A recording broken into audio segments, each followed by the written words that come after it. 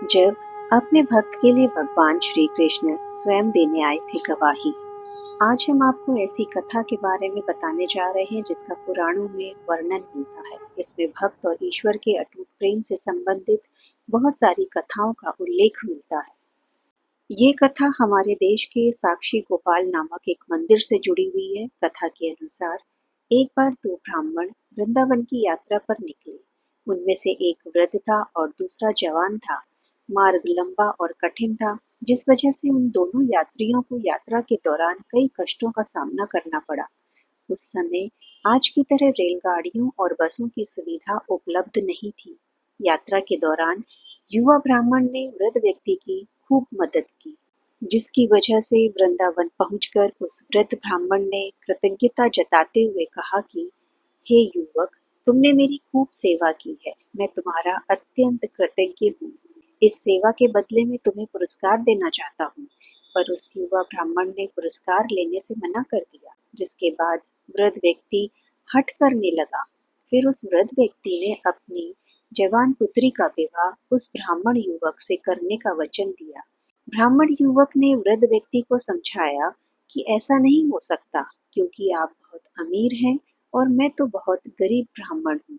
फिर भी वृद्ध व्यक्ति अपनी हठ पर अड़ा रहा और फिर कुछ दिन तक वृंदावन में रहने के बाद दोनों घर लौट आए।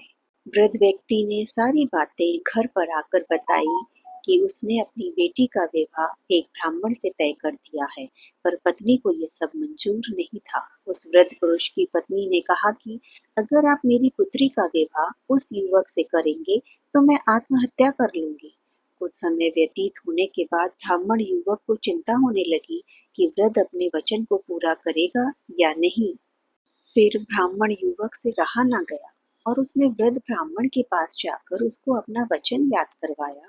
वो वृद्ध पुरुष मौन रहा और उसे डर था कि वो अपनी बेटी का विवाह इससे करवाता है तो उसकी पत्नी अपनी जान दे देगी। वृद्ध पुरुष ने कोई उत्तर नहीं दिया। तब ब्राह्मण युवक ने उसका दिया हुआ वचन याद करवाने लगा। तभी वृद्ध ब्राह्मण के बेटे ने उस ब्राह्मण युवक को यह कहकर घर से बाहर निकाल दिया कि तुम झूठ बोल रहे हो, तुम मेरे पिता को लूटने के लिए आए हो। फिर ब्राह्मण युवक ने कहा कि ये सारे वचन तुम्हारे पिताजी ने शिव ग्रह के सामने दिए थे। तब वृद्ध व्यक्ति का ज्येष्ठ पुत्र, जो भगवान को नहीं मानता था, युवक को कहने लगा कि अगर तुम कहते हो कि भगवान इस बात के साक्षी हैं तो यही सही। अगर भगवान प्रकट होकर ये साक्ष्य दे दे कि मेरे पिता ने वचन दिया है, तुम मेरी बहन के साथ विवाह कर सकते हो। तब युवक ने कहा, हाँ, मैं भगवान श्री कृष्ण से कहूंगा कि वो साक्षी के रूप में आए। उसे भगवान श्री कृष्ण पर पूरा विश्वास था कि भगवान श्री कृष्ण उसके लिए वृंदावन से जरूर आएंगे। फिर अचानक वृंदावन की मूर्ति से आवाज सुनाई दी कि मैं तुम्हारे साथ कैसे चल सकता हूँ, मैं तो मात्र एक मूर्ति हूँ। तब उस युवक ने कहा कि जब मूर्ति बात कर सकती है तो साथ भी चल सकती है।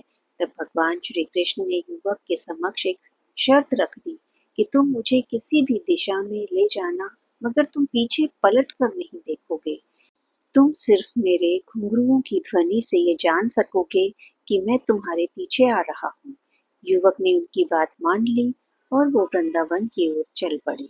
जिस नगर में जाना था वहां पहुंचने के बाद युवक को घुंघरुओं की ध्वनि आनी बंद हो गई। युवक ने धैर्य ना धर के पीछे मुड़कर देख लिया। मूर्ति वहीं पर स्थिर होकर खड़ी हो गई। अब मूर्ति आगे नहीं चल सकती थी, क्योंकि युवक ने पीछे मुड़कर जो देख लिया था। वो युवक दौड़कर नगर पहुंचा, सब लोगों को इकट्ठा करके बोलने लगा कि देखो, भगवान श्री कृष्ण साक्षी रूप में आए हैं।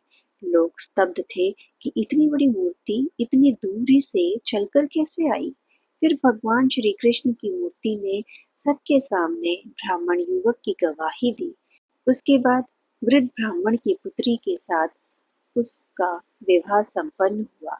विवाह के बाद उस युवक ब्राह्मण ने श्री विग्रह के सम्मान में उस स्थल पर एक मंदिर बनवा दिया और आज भी लोग इस मंदिर में साक्षात श्री गोपाल की पूजा करते हैं। आज की ये कथा आप लोगों को कैसे लगी, हमें अवश्य बताइए।